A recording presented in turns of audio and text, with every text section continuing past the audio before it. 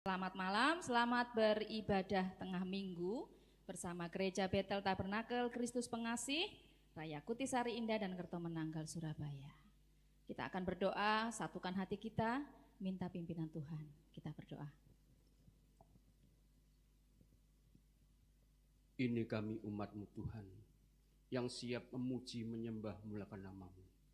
Dan kami ucap syukur Tuhan, malam hari ini kami merasa diberkati oleh firman-Mu, dan malam hari ini kami diberkati oleh puji-pujian kami, dan kami percaya berkat-Mu turun atas kami semua pada malam hari ini. Dalam nama Yesus kami membuka ibadah pada malam ini. Amin. Puji nama Tuhan, saya menyapa jemaat ibadah online. Shalom. Shalom. Selamat bergabung bersama kami. Mari kita sambut Sang Raja, Yesus yang akan datang buat kita semua. Haleluya. Amin. Ya. Sambut Sang Raja, Dia yang maha mulia, Allah yang layak kita puji. Sama-sama ya. Yo. Mari kita sambut Sang Raja. Amin. Mari kita puji namanya. Puji namanya. Dia yang maha mulia, Dia yang maha kuasa. Siapa namanya? Yesus, Yesus, Yesus namanya. Sekali lagi, mari kita sambut Sang Raja. Mari kita sambut Sang Raja.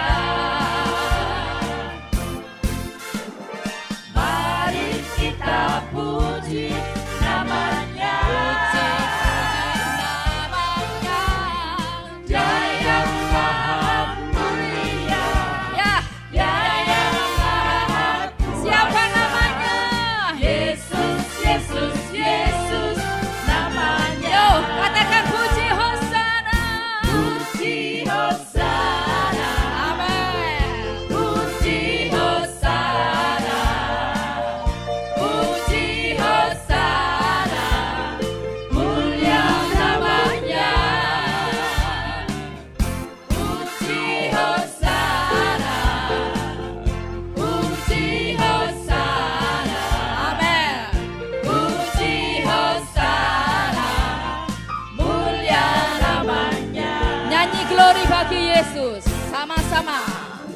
Glory, glory, glory bagi Sang Raja. Oh, nyanyi glory, Ya. Nyanyi glory bagi Yesus. glory bagi Sang Raja. Nyanyi glory, glory, glory bagi Sang Raja. Mari rayakan. Mari rayakan dan nyanyi. Sekali lagi ya. Nyanyi glory bagi Yesus. Glory, Amin. glory, glory bagi Sang Raja. Oh, Nyanyi glory. Yes. glory, glory bagi Sang Raja. Nyanyi glory, glory, glory, Glory bagi Sang Yesus. Raja. Mari rayakan dan nyanyi. Kita akan merasa bahagia bersama-sama. Kita akan merasa bahagia bila kita menyembah Dia. Kita akan merasa sukacita Sama-sama. bila kita semua nyanyi glory, glory. Mari jemaat Tuhan yang ada di gereja, angkat suara kita. Amin. Glory bagi Sang Raja. Nyanyi glory, glory, glory bagi Sang Raja. Mari rayakan dan nyanyi. Musik memuji Tuhan. Yes. Haleluya. Amin. Mari jemaat Tuhan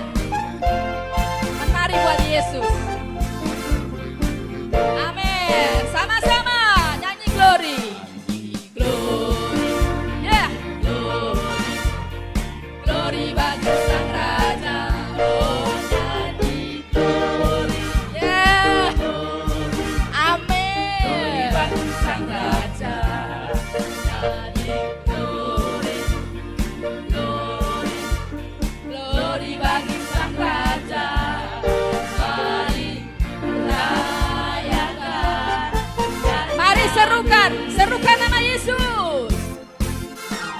Serukan, Hey, serukan, hey, hey. bahwa Yesuslah Raja. Oh mari serukan, Hey, serukan, hey, hey. bahwa Yesuslah Raja. Mari serukan, Hey, serukan, hey, hey. bahwa Yesuslah Raja. Mari rayakan dan nyanyi. Sekali lagi. Mari serukan, Hey, serukan, sama-sama. bahwa Serukan nama Yesuslah Yesus. Raja. Oh mari serukan, serukan, bahwa Yesuslah Raja. Mari serukan, Hey, serukan, hey, hey. bahwa Yesuslah Raja. Mari rayakan dan nyanyi. Mari rayakan dan nyanyi. Mari rayakan dan nyanyi. Sekali lagi mari rayakan. Mari rayakan dan nyanyi. Haleluya. Tepuk tangan buat Yesus Raja kita, Allah yang dahsyat. Amin. Yes. Haleluya. Yesus ajaib. Ajaib segala perbuatan tangannya di dalam hidup kita. Ajaiblah kau Tuhan. Kau sungguh heran. Terima kasih Tuhan.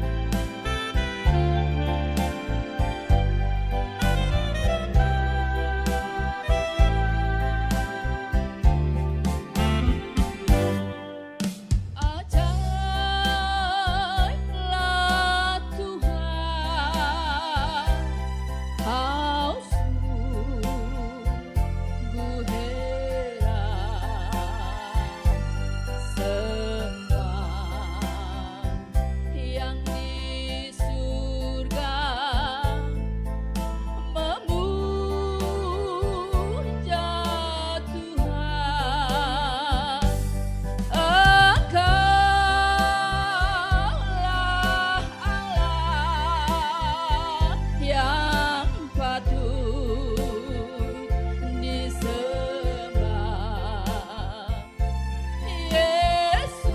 Yesus Tuhanku yang heran. Jemaat Tuhan, nyatakan iman kita bersama-sama. Ajaiblah Tuhan, kau sungguh heran. Semua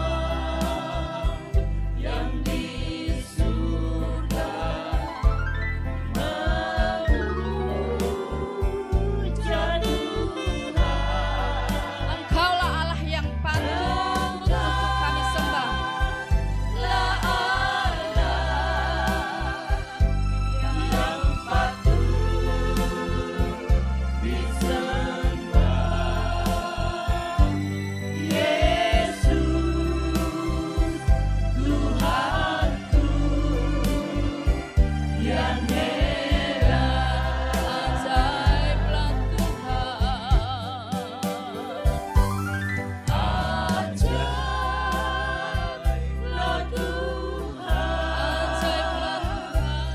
kau sungguh heran. Amin. Semua yang di surga memuja Tuhan. Engkaulah Allah yang patut disembah. Yesus Tuhanku yang heran.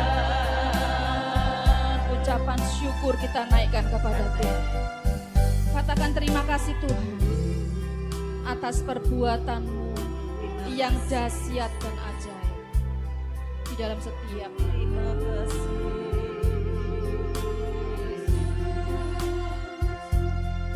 kami sembah Kau.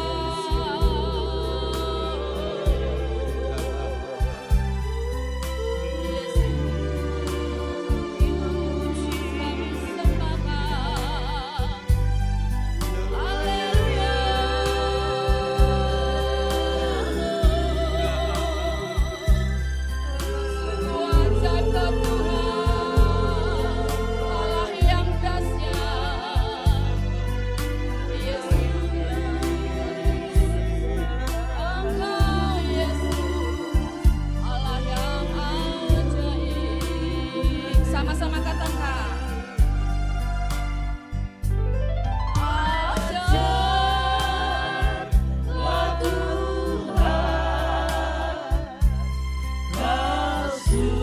Engkau sungguh heran dalam kehidupan kami. Terima kasih Tuhan. Yang di surga memuja Tuhan, Engkaulah Allah yang patut disembah. Yesus Tuhanku yang heran. Dengan lembut katakan ajaiblah Tuhan.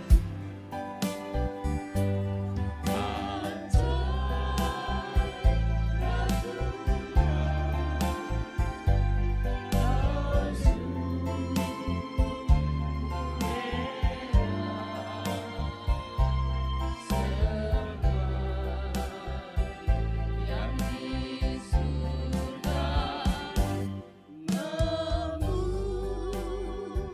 memuja Tuhan,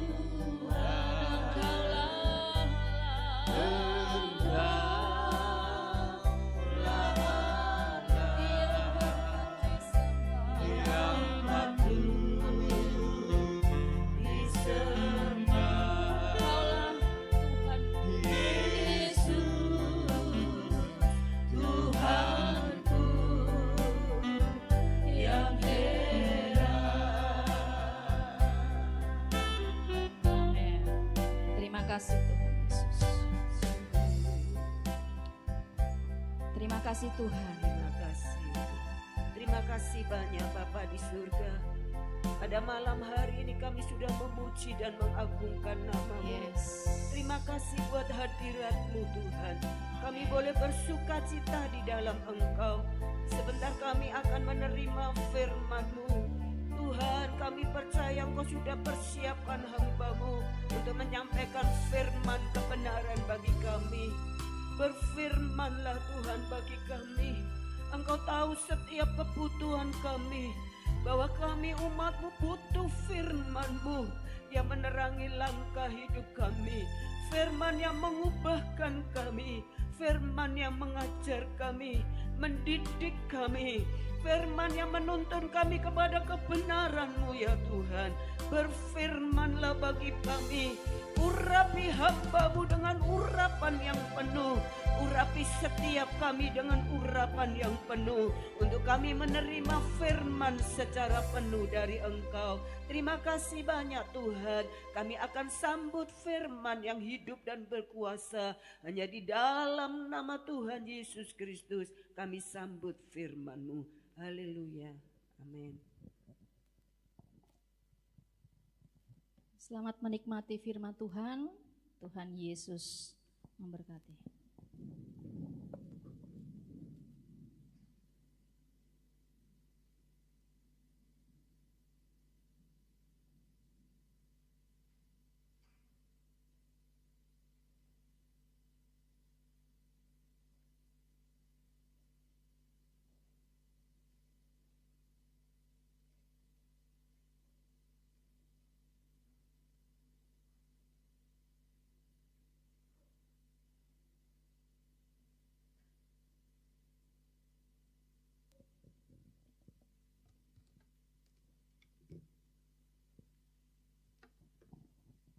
Mari jemaat yang dikasihi Tuhan, kita melanjutkan setiap hari Kamis. Kita masuk dalam pendalaman Alkitab, di mana kebenaran-kebenaran Allah dipaparkan dalam bentuk kupasan-kupasan firman. Berapa Kamis yang lalu kita melihat tokoh-tokoh dalam riwayat hidupnya sebagai orang beriman. Jemaat, kita ingat sejenak bahwa mereka itu dalam riwayat hidupnya, sadarilah, mereka bukan orang yang hebat-hebat. Bahkan sama sekali bukan manusia yang punya kelebihan istimewa dibanding kita manusia pada umumnya. Sehingga menjadi umat beriman kepada Allah. Tetapi Allah dalam kehendak bebasnya yang sempurna, artinya tidak bisa salah. Allah dalam wewenang kebesaran kuasa dalam dirinya yang berdaulat, artinya tidak ada yang bisa menasehati, mengatur, memaksa Allah untuk melakukan sesuai yang manusia pikirkan dan harapkan. Tetapi dalam keagungan kasih-Nya dan kehendaknya yang sempurna, dalam kedaulatannya yang maha besar, Dia memilih orang-orang tertentu untuk dipanggil menjadi umat pilihan atau umat pemercaya di dalam Yesus Kristus. Kalau perjanjian lama di dalam Abraham, Ishak, Yakub, bahkan Yusuf. Sekali lagi, mereka bukan orang-orang yang istimewa. Riwayat hidupnya, latar belakangnya, tetapi sama seperti kita. Yang intinya mereka juga manusia yang berdosa. Hanya Allah yang bisa menimbang dengan tepat dan adil. Kondisi manusia yang sebenarnya itu hanya Allah yang bisa komentar. Kalau manusia, oh orang itu baik, orang ini jahat. Penilaian kita itu penilaian yang subjektif menurut standar manusia. Tetapi kitab suci menunjukkan semua manusia sudah rusak. Sudah jauh dari Allah, sudah pemberontak, sudah berdosa, sudah kehilangan kemuliaan Allah. Dan mereka menyembah ciptaannya Allah ketimbang sang pencipta. Itu Roma pasal 1. Ini saudara harus ngerti dulu doktrin ini. Ini namanya doktrin, ya, kondisi manusia yang sebenarnya. Rusak oleh dosa. Sudah gak bisa diperbaiki lagi. Karena itu di perjanjian baru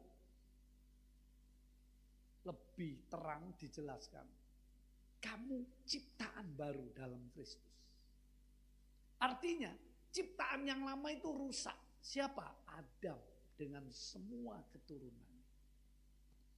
Nah, Abraham, Ishak, Yakub, bahkan Yusuf itu bapak-bapak orang beriman. Dipilih bukan karena kebaikan diri. Ini yang disebut anugerahnya. Amat besar, amat agung. dan misteri. Artinya melampaui pengetahuan manusia. Lalu dilanjutkan, bukan? Bagaimana Allah bersikap terhadap orang beriman. Masih ingat ya, beberapa waktu yang lalu betapa hebat kuasanya yang bekerja dalam perjalanan hidup orang percaya. Kuasanya. Di mana tidak bisa dibatasi oleh kondisi-kondisi kita atau situasi dunia. Sejak dulu mulai sekarang. Nah, kita mesti ingat toh, kondisinya Abraham dipilih. Lihat. Kondisinya Ishak diganggui, dimusuhi, dirampasi oleh pihak-pihak waktu itu oleh bangsa Filistin. Bagaimana Yakub kondisinya ya jadi pembantu mertuanya yang nggak punya apa-apa sebab ditipui terus sama Laban mertuanya. Tapi dalam kondisi seperti itu loh, Allah itu loh, kuasanya memberkati sehingga ada kemakmuran. Itu ciri Abraham, Ishak, Yakub, bahkan Yusuf. Ada nuansa mereka semua jadi makmur itu. Wah, ini hebat. Makanya ada teologi kemakmuran. Itu bukan cuma di perjanjian baru, di perjanjian lama. Nanti saya jelaskan poin terakhir ini. Jadi itulah reaksi Allah, isi hati Allah terhadap orang percaya yang dipilihnya. Jadi Anda jangan menilai Allah menurut pengalamanmu, harapanmu, pengertianmu sendiri. Nanti kecewa. Tapi percayailah apa yang diajarkan firman. Betapa hebatnya kuasa yang bekerja dalam perjalanan hidup orang percaya. Itu Kamis yang lalu. Masih ada lagi. Betapa mulia, agungnya ya kasihnya dalam rencananya untuk hidup orang percaya, baik di bumi, baik di kehidupan yang akan datang. Betapa hebatnya kasihnya. Sebab itu kita diingatkan doktrin tentang Allah. Allah itu mengasihi bukan karena, tapi walaupun. Nah, itu ciri kasihnya. Paulus berkata dalam Roma pasal 5. Ketika kita masih berdosa, ketika. Jadi satu kondisi yang menjelaskan keadaan manusia yang sebenar-benarnya di hadapan Allah. Tapi itu juga menunjukkan itulah kasih Allah. Dia nggak nunggu sesuatu yang baik dalam hidup kita, lalu baru dia cinta. Ingat, kalau saudara setia, itu tidak membuat kasih Allah terpengaruh. Enggak. Memang Allah berkenan dengan reaksi, tanggapan, iman kita, cinta kita, kesetiaan kita. Memang ada timbal balik, tapi hakikat itu intinya. Kalau Allah sudah milih seseorang, kalau dia mencintai manusia, nggak ada syarat. Dia persembahkan putranya, artinya dirinya inkarnasi untuk menyelesaikan semua urusan itu. Jadi kasihnya tidak bersyarat. Itu sebab bodoh ya. Kalau kita meragukan kasih Allah atau kita Tuhan, aku nggak pantas. Engkau cintai aku, seperti diberi contoh toh. Lukas 15 itu anak yang terhilang yang menghabiskan harta bapaknya pulang. Dia ngomong, "Bapak, aku nggak layak jadi anak Bapak. Aku sudah berdosa kepada Bapa dan sorga. Coba bayangkan. Sebut aku budakmu. Apa bapaknya ngomong, oh iya benar omonganmu ya. Kamu itu pancen kurang ngajar, kamu itu brengsek. Enggak. Malah mengagumkan, membuat kita terheran-heran. Kondisinya masih compang-camping, bau. Habis dari kandang binatang babi, kotor najis, dipeluknya. Loh kan itu kisahnya Alkitab. Diciumnya, diberi pakaian baru, sepatu baru, cincin, dipestakan. Loh itu apa-apaan ini? Ini gak ada saudara. Orang tua di dunia sebaik-baiknya kalau hartanya dihabiskan anaknya, paling nyambutnya itu dia bisa dengar-dengar gini. Kamu pulang Tanyo. Ya apa to nyo? Gitu. Gimana to leleh kue ku ya apa? Mesti begitu, itu keluhan yang normal. Karena begitu menyakitkan. Tapi enggak, Lukas 15 disambutnya luar biasa. Nah itu menggambarkan betapa agung mulia besarnya. Itu sebab inti iman Kristen itu anugerah. Di luar anugerah kita binasa. Kita nggak mungkin berkenan. Kita nggak bisa apa-apa. Bahkan menjalani kekristenan pun di dalamnya ada unsur anugerah. Filipi 2:13. Allah lah yang mengerjakan di dalam kamu. Itu jelas. Tapi bukan cuma itu saudara. Tapi sikap Allah, isi hati Allah, perhatian Allah terhadap orang percaya. Dia mulai merancang kehidupan di dunia sampai yang akan datang. Itu rencananya yang besar, yang agung mulia. Gitu. Nah, sehingga malam ini saya coba rangkum semua kesimpulannya dalam kehidupan Abraham, Ishak, dan Yakub, dan Yusuf. Saya tidak mengajak pendengar firman Tuhan dalam ITM mempelajari bahasa aslinya, maksudnya begini. Bagi saya nggak usah ke situ dulu. Tapi inti yang penting yang bisa saudara pegang untuk perjalanan imanmu di dunia. Apa saudara?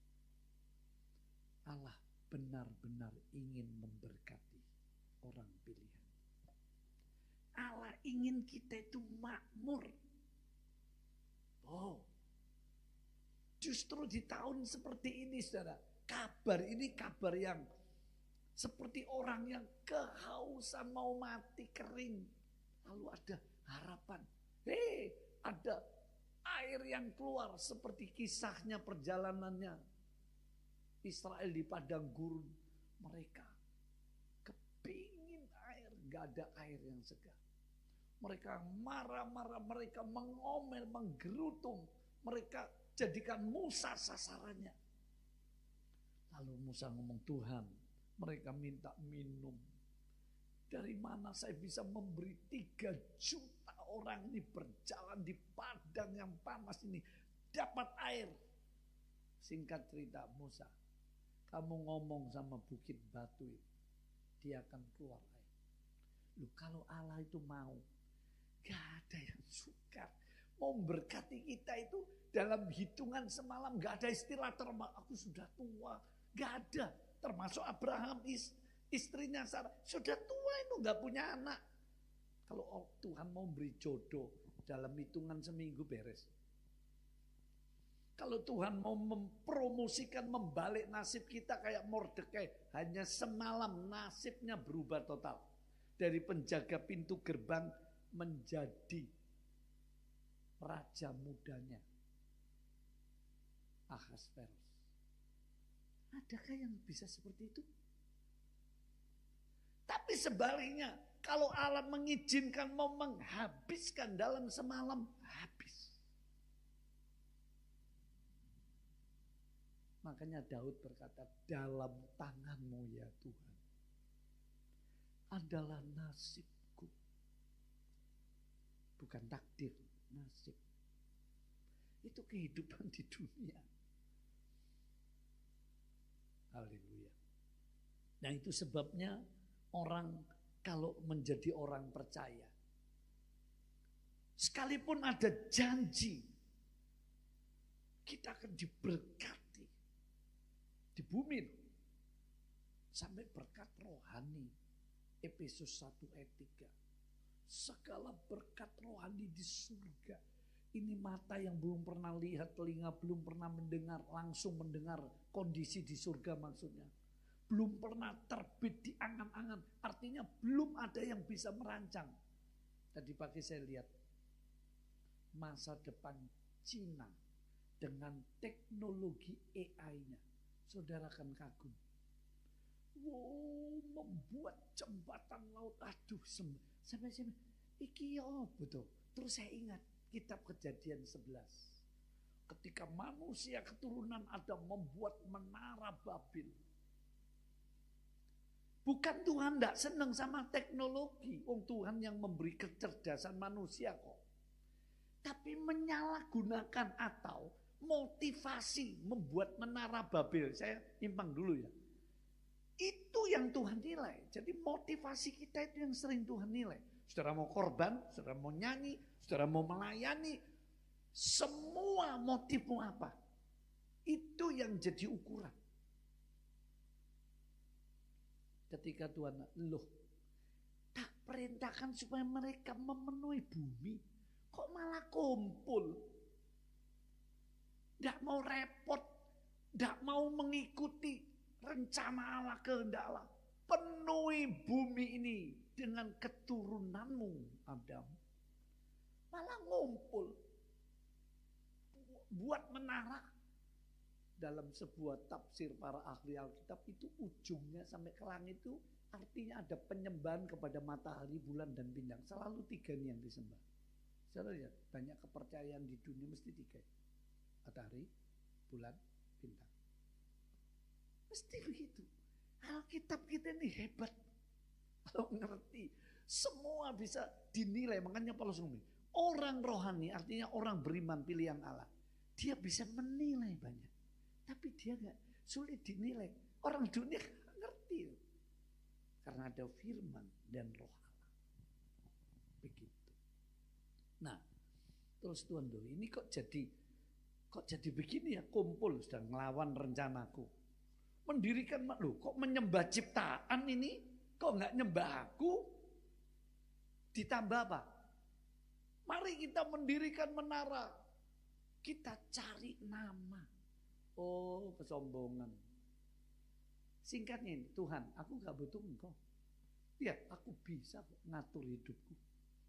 Wih, kesombongan. Terus Tuhan turun. Loh, kok gini manusia? Gimana? Hitungan jam. Ayo kita kacaukan. Makanya Babel itu artinya kekacauan. Caranya apa? Bukan dikasih bencana alam. Bahasanya dirubah. Dulu bahasanya satu. Bahasa apa? Saya nggak tahu. Itu Alkitab nggak memberitahu. Jadi Alkitab itu ada yang masih tertutup. Rahasia ilahi. Jadi bahasanya beda-beda. Loh, sida dos pundi? Menyang ndi sampean? Ngomong apa kuwi? No. Kan ngerti ki bahasa Inggris. Boten nopo-nopo, boten nopo. Loh.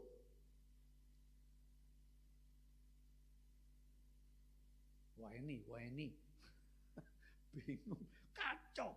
Kue kir, bahasanya dikacaukan. Wes Tuhan itu, makanya di perjanjian baru, bahasa apa yang mempersatukan? Bahasa roh. Itu semua nyambung. Nah, lalu Tuhan ngomong gini, perhatikan pasal 11. Mulai sekarang lihat, Bapa, Putra, Roh Kudus, 3 oknum ilahi.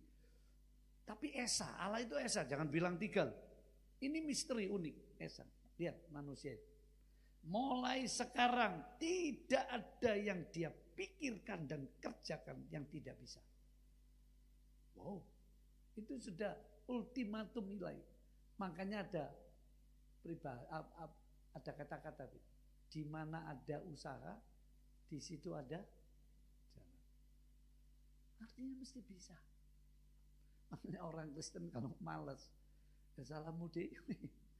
Orang dunia itu loh, di mana ada kemauan, bisa. Nah, sudah lihat di Tiongkok itu, zaman sekarang, masa depannya, menakjubkan, gunung dibor semua. Dia buat seaway paling besar di dunia. Dia buat kota, dia buat lampu-lampu aduh, saya perhatikan nih, waduh wis, andai kata tak putar di sini saudara nggak perlu ke sana wis. Nonton sambil makan kacang, bayar 100 ribuan, AC dijalankan, enak. Nggak usah terbang jauh, macam-macam, hampir 2 jam. Mau tak putar no?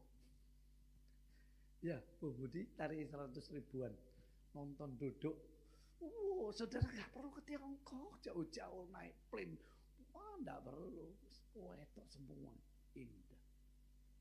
Kayak gini, jembatannya mengerikan, tanjanya sampai vertikal betul, untuk menghubungkan satu kota, pulau dengan pulau, sebuah luar biasa.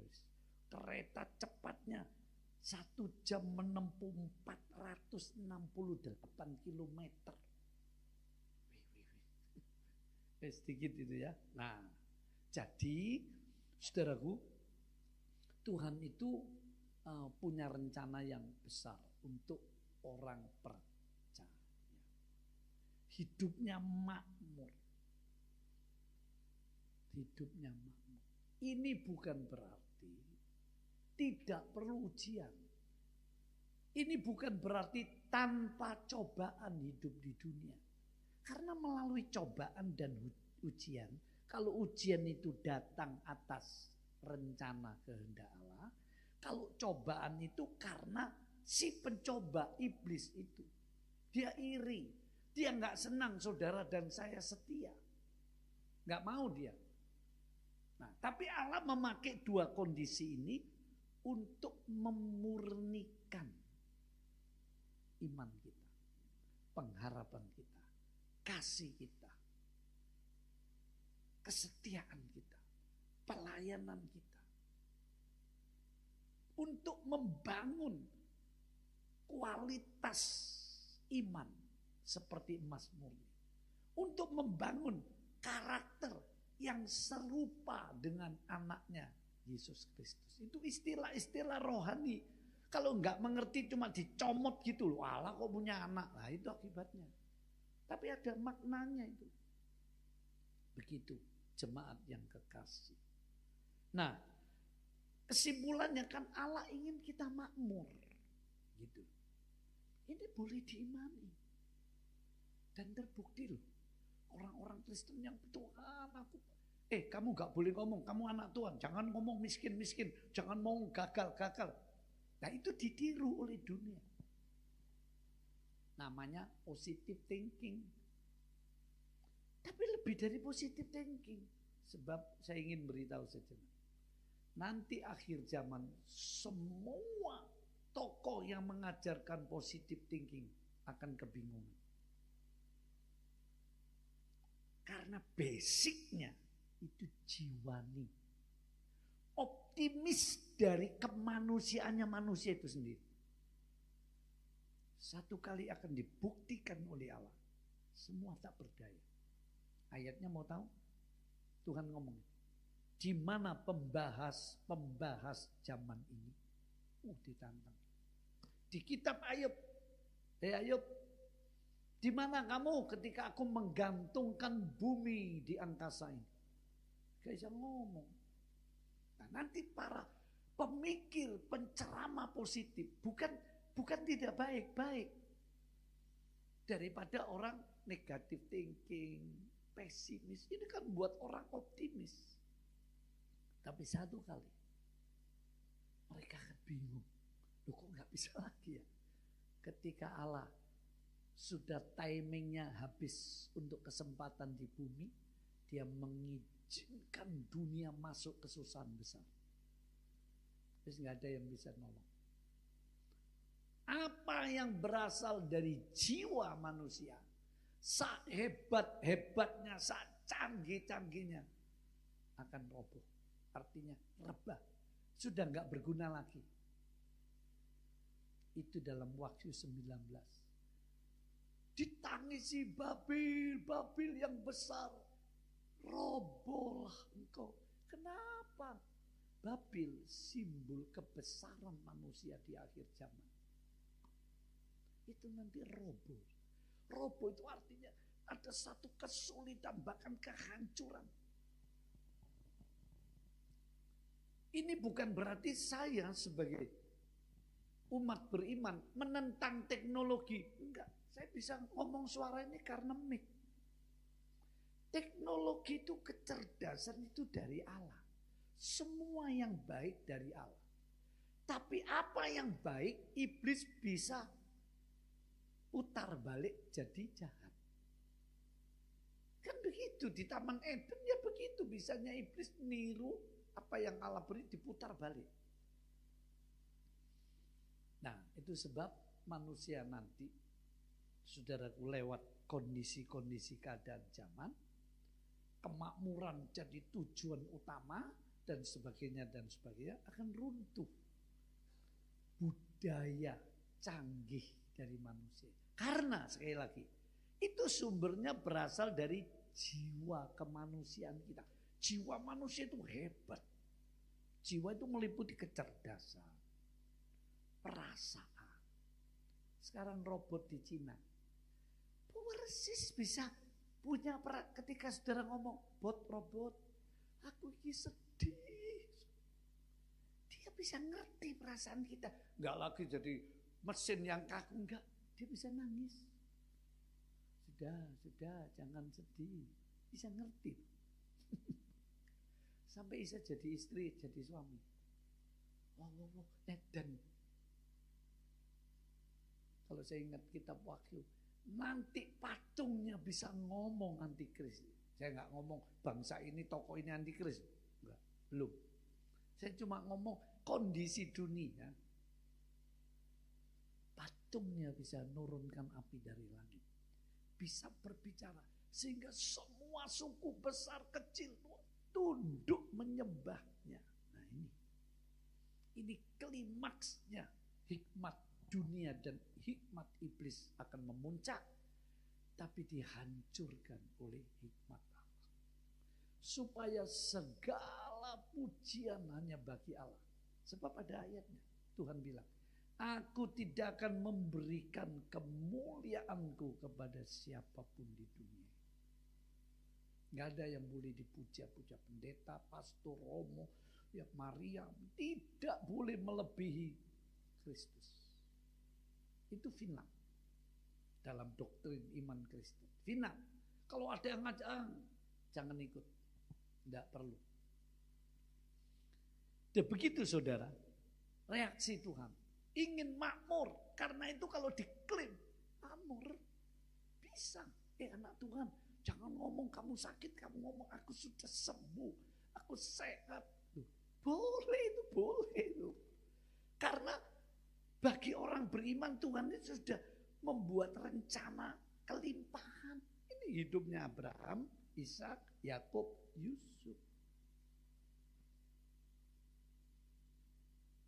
Nah sekarang poin Kamis ini terakhir, nanti saya pindah kitab Keluaran, mulai Musa dan seterusnya ya.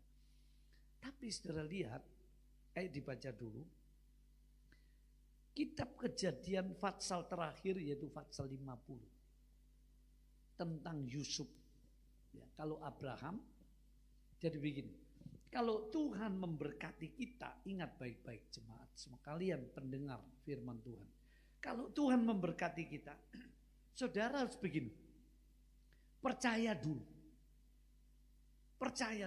Dua, ekspresikan. Bayangkan gambar, kamu kepingin apa, minta apa, bayangkan. Sambil dipercayai, diimani. Ini kayak orang, kayak orang gila. Belum dapat kayak orang muluk-muluk, kayak orang sombong. Enggak, itu benar. Lalu perkatakan, proklamirkan, aku sudah diberkati. Makanya ada nyanyi, aku diberkati, sepanjang hidupku diberkati, dari bangun pagi. Terus disambung, Tuhan berkatiku sekarang, Tuhan berkatiku sekarang. Ini, hatiku tak tahu apa yang terjadi. Loh, bayangkan, gak mau tahu ini. Tapi Tuhan ngeyel ini. Berkatiku sekarang. Tuhan ini mesem, yo, kue anakku, kue hambaku, kue orang beriman. Ini yang namanya kemakmuran. Ini final. Yesus yang lunasi. Tapi sekali lagi, bukan tanpa ujian, bukan tanpa cobaan. Tapi ini perjanjiannya. Ketika kamu di bumi, kita bacakan itu, Tuhan aku sudah tinggalkan semua ikut engkau, dapat apa? Pas orang yang meninggalkan keluarganya, ayah, ibunya, anaknya, tanahnya, saudaranya akan mendapat 100 kali ganda. Matius 19. Dan hidup kekal. Kelak memerintah bersama aku mengadili 12 suku Israel. Coba itu. Clear ya di situ. Nah, itu sebabnya anak Tuhan, saudaraku, diperintahkan kok dalam Matius 6. Kamu jangan khawatir apa yang kamu makan, minum. Artinya bukan soal makan minum, masa depanmu. Itu intinya, bukan jangan khawatir makan, jangan khawatir minum. Masa depan hidupmu di bumi itu sudah dipikirkan, dirancang. Makanya Petrus ngomong 1 Petrus 5:7, serahkan khawatirmu karena Tuhan yang memperdulikan. Terjemahan lama, terjemahan yang lain, karena Tuhan yang memelihara kamu lah. Kalau Tuhan yang melihara kok, dia bisa pelihara alam semesta. Bayangkan saudara, kalau alam semesta itu enggak dipelihara, bumi ini muternya gini ya, ngelilingi matahari bumi kita ini. Kemiringannya 23 derajat. Kalau saya tidak salah ingat dalam ilmu falak. Gini ya, kalau dia berubah 20 derajat, kobong, terbakar. Kalau dia melebihi, beku. Dipelihara tetap terus sampai hari ini. Itu ditulis surat Ibrani. Dia yang menciptakan semua dan dia menopang semua penciptaannya atau ciptaannya dengan firman-Nya. Sekali Tuhan bilang, alam semesta bubar. Tidak karuan. Hancur bumi. Meledak 2 Petrus 3 dengan suara yang dahsyat. Jadi semua ini walaupun masih ada bencana. Kenapa kok masih ada bencana? Ini kaitan. Karena ini membuktikan, ini bumi ini tempat fana, berdosa ini. Belum tak sempurnakan, belum. Akibat dosa belum tak sempurnakan lagi. Rencanaku sempurna. Akibat dosa begini. Ada orang cacat, orang miskin. Ada bencana macam-macam, ada penyakit. Nanti satu kali dilenyapkan. Ada janji seperti ini? Enggak, belum. Ada atau mungkin cuma ngayal, gak serius kayak firman Tuhan ini. Ya begitu saudara. Itu sebabnya anak Tuhan ini dijamin ketika hidup jadi bumi. Tapi, nah ini yang terakhir, ayo dibaca tadi. Kejadian pasal 50, kita coba baca ayat 25 dan 26 saja. Yuk. Tadi sudah saya ingatkan loh ya, kalau diberkati kayak Abraham, Ishak, Yakub dan Yusuf, ingat. Caranya Anda percaya dulu, ekspresikan dalam keinginan, bayangkan, proklamirkan, ucapkan, dan tekuni. Tanpa Anda tetap boleh berusaha, boleh belajar, boleh bekerja. Dan kalau sudah diberkati, kata firman Tuhan Abraham, Aku akan memberkati engkau supaya kamu jadi berkat. Saudara lihat Abraham, Ishak, Yakub, Yusuf semua diberkati dan jadi berkat. Kalau cuma diberkati nggak jadi berkat, itu bukan model iman Kristen sesuai firman. Kalau diberkati untuk hidupnya sendiri, bahkan merugikan orang lain. Masih ingat pelajaran pekerjaan orang beriman? Itu nggak sembarang pilih. Dia harus jadi produsen, tidak boleh merugikan. Dia untung tapi banyak orang lain rugi. Itu bukan model rencana Allah, bukan begitu. Unik memang iman Kristen. Meluas mendalam. Begitu ya, cara untuk bisa hidup makmur sama kalau sudah diberkati supaya jadi berkat. Itu intinya. Karena itu kalau Tuhan lihat orang Kristen kikir, medit, ditarik berkatnya, diambil. Pernah baca itu?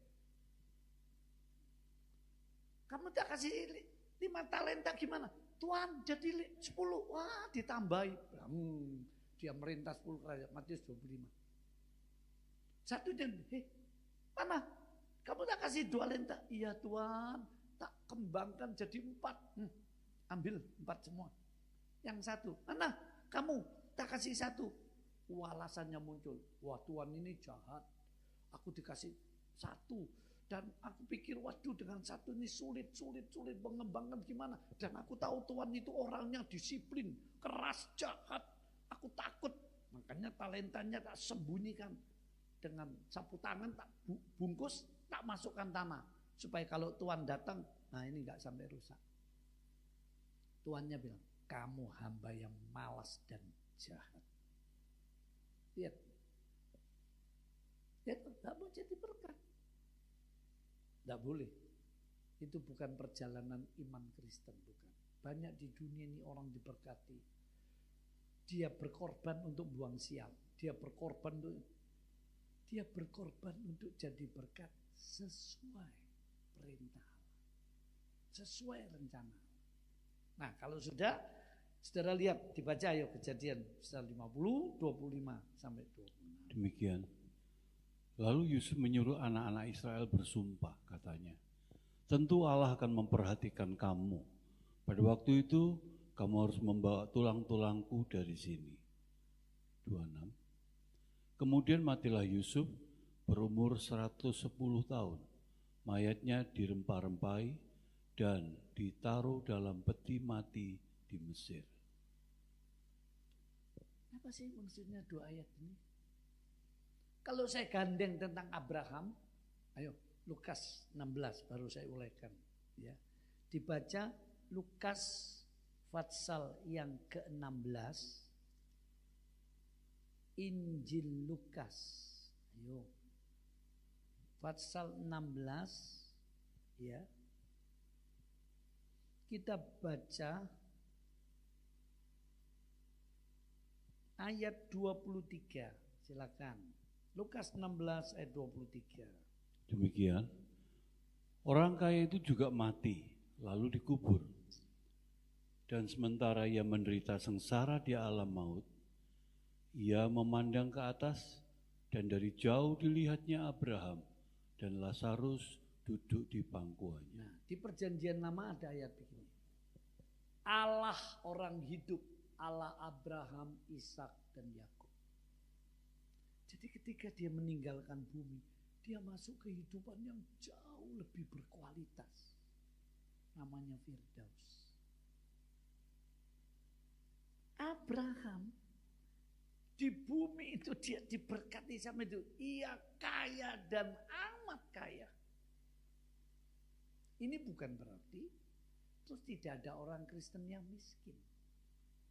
Minimal cukup itu standarnya. Kalau saya renungkan, orang Kristen minimal cukup. Supaya dia enggak mempermalukan Tuhan. Dia enggak perlu utang-utang. Terus kayak hidupnya ini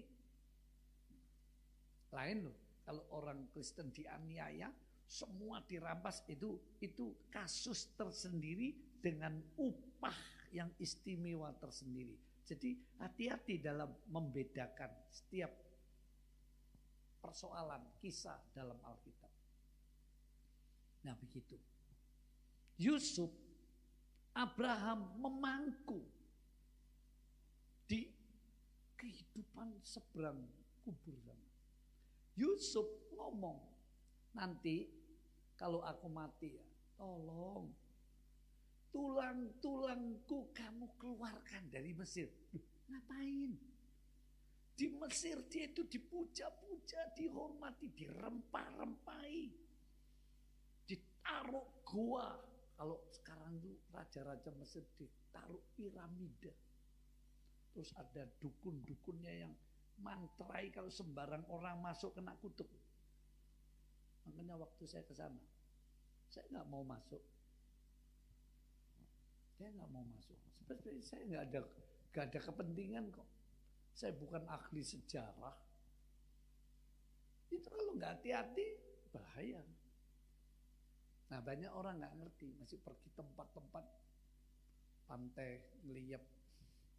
Udah apa-apa kita anak Tuhan. Iya. Tapi jangan nyobai Tuhan, jangan nyobai. Jangan kita melakukan yang nggak Tuhan senangi, nggak Tuhan perintahkan. Areal-areal itu ada kekuasaan roh-roh jahat. Sebab di dunia ini dalam kuasa si jahat. Yusuf karena itu waktu di Mesir sebagai orang percaya, dia ngomong sama Firaun, beri aku tempat sendiri namanya Goshen. Dia hidup di Mesir tapi dia tidak membaur di Mesir. Kata membauri jangan disalahartikan terus orang Kristen, wah kita gak boleh membaur. Oh toleransi. Tapi semua ada aturan main. Nah ini yang penting.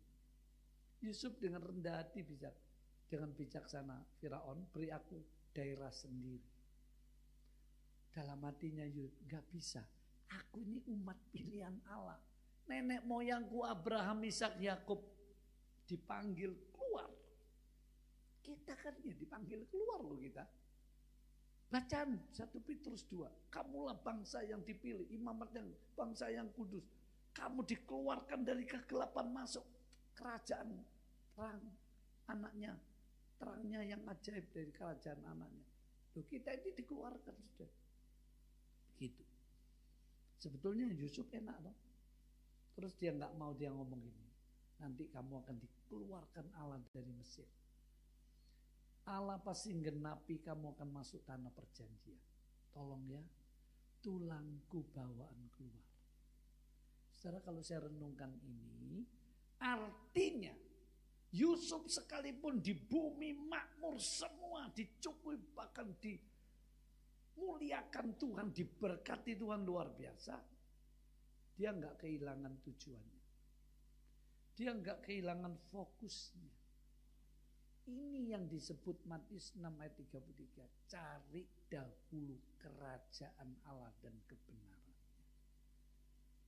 Ini nilai ini yang tidak boleh hilang dalam pelajaran riwayat hidup orang percaya Abraham, Ishak, Yakub dan Yusuf. Saya simpulkan, ini toko pribadi ditutup pasal 50 selesai. Kesimpulannya, nah kalau kehidupan kita di dunia berkatnya kurang, ayo kita imani, kita memohon. Bukan berarti nggak perlu kerja keras, nggak perlu sekolah, bukan. Tapi ada janji Allah. Dan itu benar, begitu. Namun kita tidak boleh kehilangan arah. Nah ini saudara, ini yang tidak mudah. Begitu diberkati bisa kehilangan arah. Atau memang dari awal jadi Kristen, arahnya bukan kehidupan yang akan datang. Arahnya untuk cari pertolongan di dunia, nasibnya supaya enak di dunia, rezekinya aman, sentosa, tentrem. Semua itu baik dan perlu. Makanya dijanjikan juga untuk hidupmu sekarang, yang sekarang sampai yang akan datang. Tetapi lihat tokoh-tokoh bapak beriman, dia lebih mementingkan mana? Abraham, dia lebih mementingkan di Firdausan. Dia nggak terlalu terikat, dia nggak terlalu terpesona di dunia yang dia nikmati, enggak. Bahkan ketika istrinya mati, dikasih teman-temannya buah mapela, dia bilang enggak. Aku punya uang kok, aku mau beli aja. Abraham mengharapkan supaya hidupnya tetap memuliakan Tuhan. Fokusnya, Tuhan jangan engkau sampai dipermalukan. Hidupku di dunia ini loh. Sampai begitu saudara. Lalu di Lukas 16 kan betul, Abraham masuk di Firdaus, mangku Lazarus. Nah, Yusuf modelnya sedikit seperti itu. Bawa tulang-tulangku keluar dari Mesir-Mesir dunia ini. Dia lebih merindukan tanah perjanjian. Padahal di Mesir, enaknya bukan main dia zamannya itu. Baru Yusuf mati mulai dianiaya oleh Firaun, pengganti Firaun yang baik hati itu. Lalu timbullah penindasan membuat kota Pitom dan Raamsis. Itu ceritanya kitab Keluaran. Makanya sampai Allah kirim Musa dikeluarkan dari perbudakan di Mesir. Sebelum itu enak, Israel enak berkembang biak, diberkati makmur di dalam pemerintahnya Yusuf. Yusuf dipuja-puja. Tapi kenapa? Dia minta tulangnya dibawa keluar. Saudaraku di dalam Tuhan, perhatikan. Semua manusia di dunia ini lebih mementingkan hidup yang sekarang. Kalau saya dengarkan mereka, wah besok aku di akhirat ya. Itu cuma sedikit kesannya memang, tapi enggak sungguh-sungguh untuk memperjuangkan sana, enggak. Karena itu ada ayat di surat Timotius. Supaya kamu sungguh-sungguh memperjuangkan untuk beroleh hidup yang kekal. Itu bukan berarti keselamatan kita ditentukan karena perjuangan kita, bukan. Tapi ada satu kesan yang keseimbangannya, hidup di dunia sama hidup yang akan datang. Ini harus ada keseimbangan, artinya dua-dua memang dijanjikan Allah. Kekristenan bukan begini, biar ku miskin sini, uang tidak punya, tapi ku punya Yesus, senang selamanya. Itu biasanya tahun-tahun 60-an 70 pendeta suka nyanyi itu. Ketika kolektornya tidak ada, dia nyanyi itu. Artinya bukan ikut Tuhan itu tidak punya duit. Artinya begini, ketika Tuhan uji, ketika iblis mencobai kondisi yang paling gak enak, ada sukacita ilahi yang melampaui. Intinya di situ. Cuma guys, syairnya itu kurang tepat. Intinya di situ. Nah sekarang tahun berapa? Mulai tahun 2000, melalui puji-pujian praise and worship, melalui semial, mulai diklaim. Lalu timbul teologi kemakmuran. Dan terbukti. Sampai sekarang dari kritiki soal perpuluhan. Saking makmur. Sing perpuluhannya oke. Saya bilang betul Pak. Gak oleh diiri. Perpuluhan ini urusannya dia. Jangan nilai pendeta perpuluhan. Aduh. Dulunya dia nggak gitu, meneng kabeh. Sekarang sudah makmur, diberkati Tuhan, dikritiki. Ini karepe obong nih. Kalau enggak sportif, saya khawatir itu iri hati atau salah menilai. Sudut pandangnya berbeda. Kalau sudah sudut pandangnya enggak ketemu. Tapi Alkitab harus jadi ukuran. Oh ada Abraham, Ishak, Yakub, Yusuf makmur. Ayo di iman ini diminta tentu beda. Ya misalnya saudara tinggal di lereng Gunung Lawu, terus saudara bisa punya rumah gedong, itu sudah makmur. Karena masyarakat di daerah itu penghasilan Kira-kira begitu. Saudara tinggal di pedalaman Kalimantan, oh ya beda dengan tinggal di Surabaya. Jadi grid ukurannya itu disesuaikan kondisi. Gitu ya. Nah saudara, itu buktinya. Tetapi mereka orang-orang beriman ini sadar bahwa bukan ini yang diinginkan Allah. Bukan ini yang harus dipegang erat-erat. Bukan ini yang harus Paulus berkata, biarlah orang yang menikah seperti tidak menikah. Orang yang membeli seperti tidak memiliki. Apa artinya? Nah, karena itu bukan tujuan. Di surat Korintus. Surat Filipi, aku melupakan yang di belakang. Aku berlari-lari menuju panggilan surgawi. Ditambahkan oleh Paulus dalam surat Filipi. Kewarganegaraan kita ada di surga. Artinya gini, seriuskah kita benar-benar untuk memperjuangkan setelah diselamatkan dalam Yesus, memperjuangkan nilai-nilai kehidupan kekal yang Tuhan sudah pastikan dengan kemuliaan. Kita mau lebih setia, lebih sungguh kan? Itu yang jadi utama. Itu pertanyaannya, persoalannya.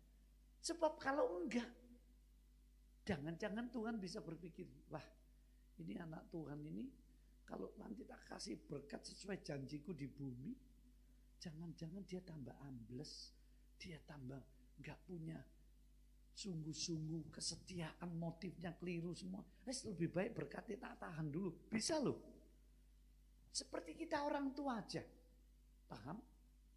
Orang tua punya warisan misalnya sudah dibelikan sepeda motor. Terus anakku ini kok ngebut-ngebutan ya. Wah anakku ini sepeda motoran ugal-ugalan. Terus bapaknya atau ibunya beri. Wis ditahan dulu ya. Jangan dikasih. Tahan. Bahaya ini. Loh ngerti enggak? Itu hati Bapak. Itu hatinya Tuhan. Kalau membuat hidupmu enak, nyaman di dunia, membuat engkau jauh dari Tuhan. Roh Kudus ngomong gini, Bapak tahan dulu. Jangan dikasihkan. Walaupun ada janji. Karena dia memikirkan yang lebih baik. Nah itu.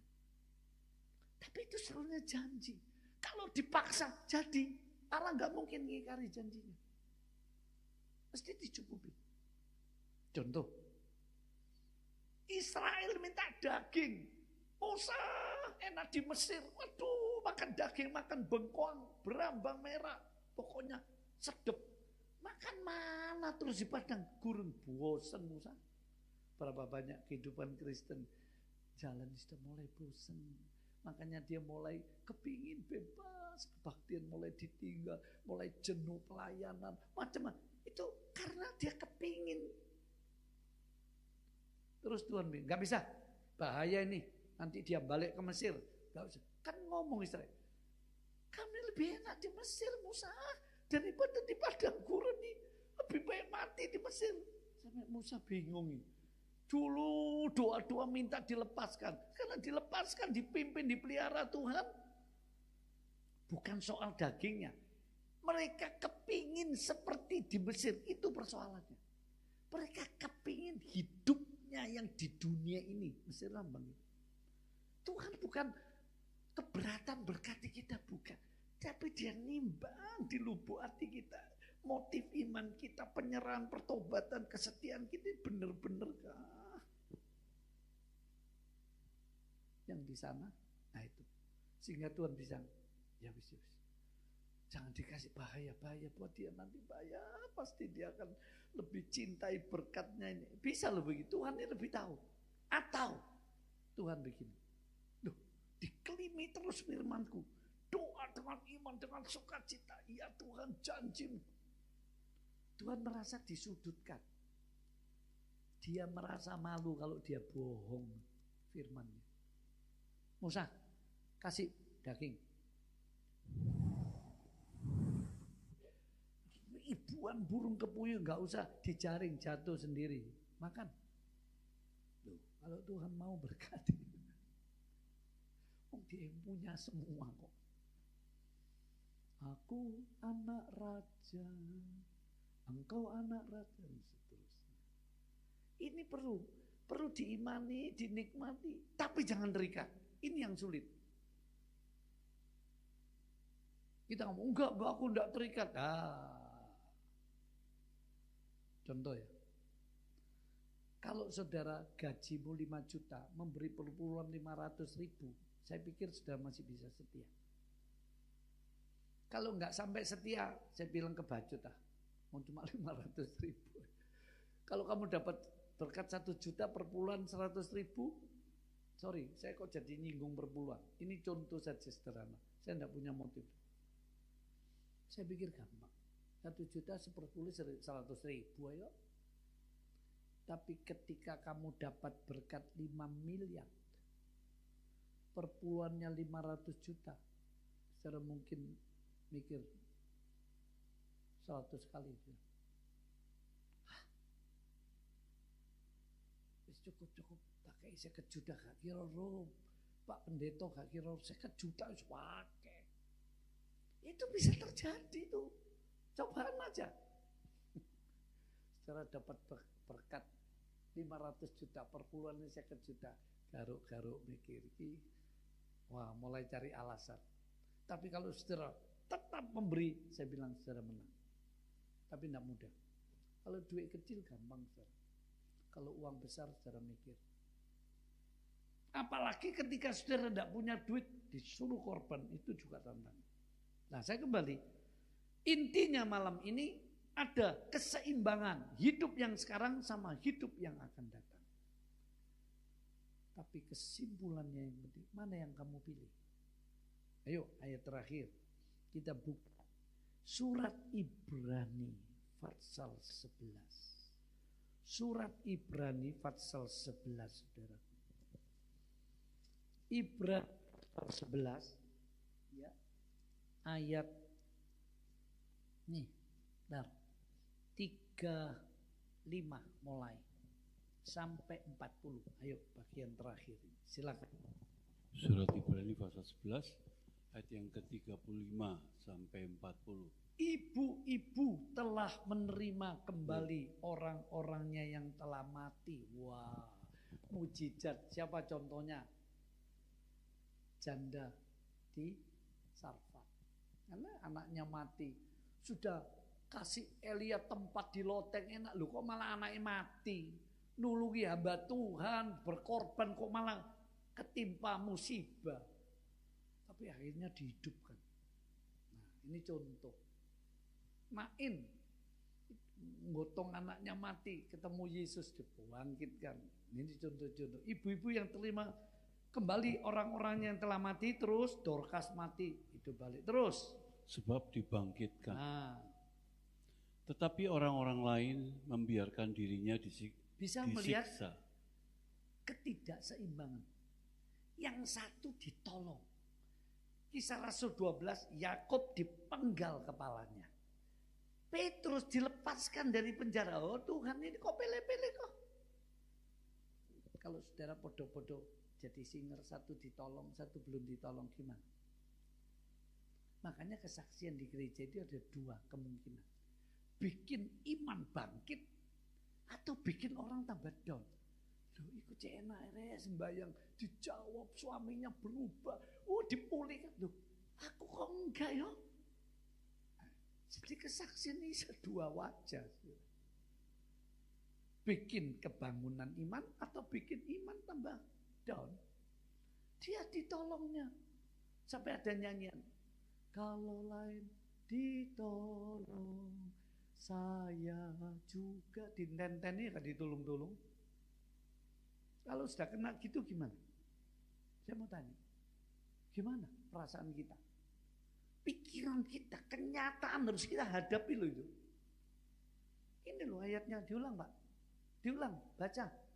Ibu-ibu telah menerima kembali orang-orangnya yang telah mati. Ini namanya diberkati, mujizat, ditolong segera ketika di bumi. Tapi lihat, kontradiksinya terus sebab dibangkitkan. Ya. Tetapi ini lawannya, ya. Orang-orang lain membiarkan dirinya disiksa dan tidak mau menerima pembebasan supaya mereka beroleh kebangkitan yang lebih baik. Terus 36, ada pula yang diejek dan didera, bahkan yang dibelenggu dan dipenjarakan. Cobain. Terus 37, mereka dilempari, digergaji, dibunuh dengan pedang, mereka mengembara dengan berpakaian kulit domba dan kulit kambing, sambil menderita kekurangan, kesesakan, dan siksaan. 38, kontradiksi ya. Terus 38. dunia ini tidak layak bagi mereka. Nah, jangan dinilai secara duniawi, nggak ketemu nanti.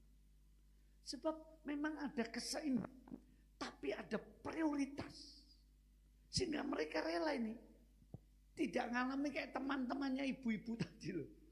Sing enak-enak, enggak ngalami kebalikannya. Terus menggembara di padang gurun, di pegunungan. Mereka mengembara di padang gurun dan di pegunungan, dalam gua-gua dan celah-celah gunung. Terus 39, dan mereka semua tidak memperoleh apa yang dijanjikan itu. garis bawain. Dan mereka semua tidak memperoleh apa yang dijanjikan itu, maksudnya ketika di bumi. Terus Sekalipun iman mereka telah memberikan kepada mereka suatu kesaksian yang baik. Mereka bukan main-main loh imannya. Imannya kuat-kuat. Imannya bisa memindahkan gunung. Sampai disaksikan Tuhan. Iman mereka itu hebat banget, dan masukkan daftar kesaksian orang beriman. Ibrani 11 itu kan daftar kesaksian orang beriman. Ayat terakhir 40. Sabar ya.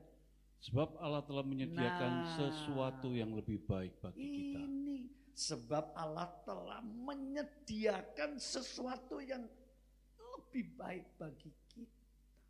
Ini rencana di seberang sana. Di seberang sana air mata telah lenyap. Ini harus jadi fokus kerinduan. Jujur, ribuan orang Kristen. Karena ini ada ayatnya terus. Tanpa kita, mereka tidak dapat sampai kepada kesempurnaan. Kalau cuma di bumi tidak bisa sampai pada kesempurnaan. Bujai. Sia-sia kata Salomo. Hidup di kolong langit. Ini loh, Salomo itu kurang diberkati, kurang sukses ya. Bacaan kitab pengkhotbah itu. Mulai Fatsal 1. Apa yang diinginkan dilihat matanya, semua dia bisa punya. Istilahnya, apa yang dipegang jadi emas. Suksesnya luar biasa. Tapi Fatsal 2 ayat 11. Seperti menjaring angin sia-sia. Lihat Johnson nyanyinya lain. Kosong ya kosong. Semuanya kosong. Nah kalau orang Kristen sudah dikasih pelajaran begini. Ketika tertimpa cobaan, dia lupa. Taunya nyesel, kecewa ikut Tuhan, lemah, mundur, putus asa, marah, benci, apalagi saudara.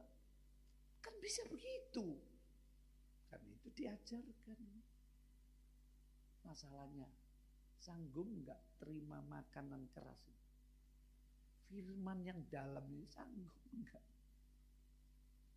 Sanggup saudara. Coba saudara buat KKR, khotbah begini. Ini yang datang kan cuma berapa? Coba buat KKR. Anda dijamin pasti makmur. Loh ada, kan penuh.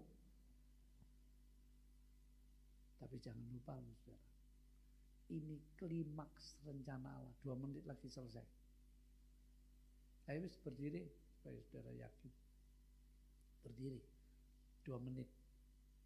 Ini klimaks rencana Allah untuk hidupmu. Tanpa ini saudara nggak ada guna. Tanpa ini saudara ikut Tuhan tidak mencapai terminal terakhirmu, tujuan akhirmu, nggak nyampe itu. Bahaya loh. Saudara kalau sebuah perjalanan, tahu-tahu loh, saya kok nggak nyampe di tujuan. Terus sopir, waduh kita tersesat. Gimana? Nggak ngeri. Sama loh perjalanan hidup ini. Nanti suatu hari manusia mesti mati. sekaya pun Anda, sebahagia apapun Anda di dunia, satu kali Anda akan tinggalkan semua. Kalau terminal terakhirnya sudah enggak dapat kemuliaan, saya bilang kayak apa ikut Yesus. Iblis bisa beri, dunia bisa tawarkan semuanya. Nah, di sini keseimbangannya yang penting. Terus kita jadi ngerti prioritas. Tuhan, ayo kita berdoa. Terima kasih untuk firman-Mu yang mengajari kami lebih dalam, lebih dewasa, menuju kesempurnaan yang Kau janjikan. Oh Tuhan, di dunia ini tidak ada yang seperti itu. Tidak ada yang memberi harapan jaminan seperti ini. Kuatkan kami. Dan ajari kami juga tidak jadi anak-anak-Mu yang nelongso, menggerutu. Terus hidup dalam kekurangan, hidup dalam derita di dunia ini. Tapi ada kemenangan, ada sukacita, ada berkat. Tolong Tuhan, keseimbangan ini supaya terjadi hidup yang sekarang sampai hidup yang akan datang. Bahkan kami dimampukan oleh firman dan Roh-Mu untuk memilih prioritas yang mana. Bukan yang di dunia, tapi yang di seberang sana. Oh Tuhan, berkati kami dengan firman-Mu yang sudah ibadah malam ini, yang sudah melayani. Di dalam kasih sayang-Nya Tuhan Yesus Kristus, hamba mohonkan